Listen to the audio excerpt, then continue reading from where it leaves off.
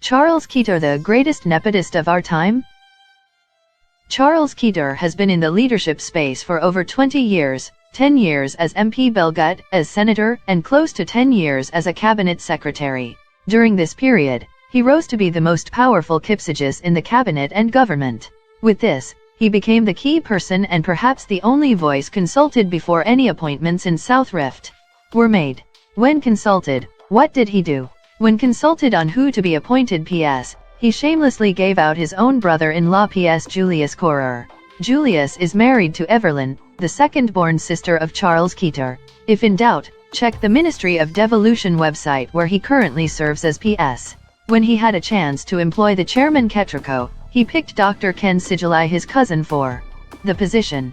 Dr. Sigilai, a medical doctor, was made to resign as the med sup to take up the offer.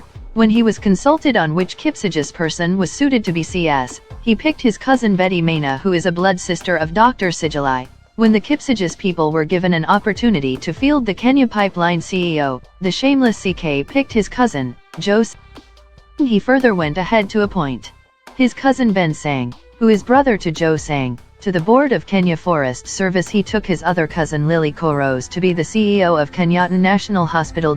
Do we need to mention that he fired the HR manager in REA to employ his own sister Evelyn, who was not qualified?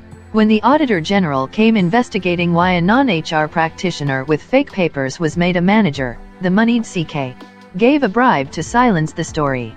Check the REA website. Evelyn, the sister, is the HR manager. Do I also need to mention that he hired the daughters in KPLC and Kenjan? We can go on and on, wondering why the people of Kiriko have christened him Mr. Cousins.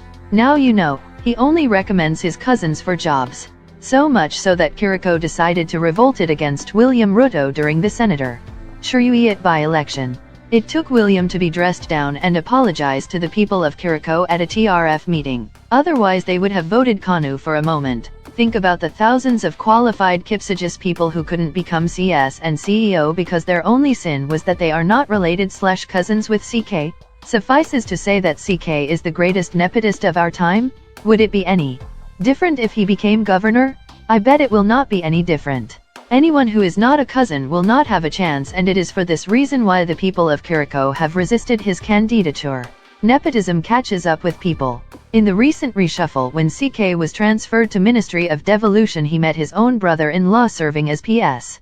Can you imagine then that he served with his own brother-in-law?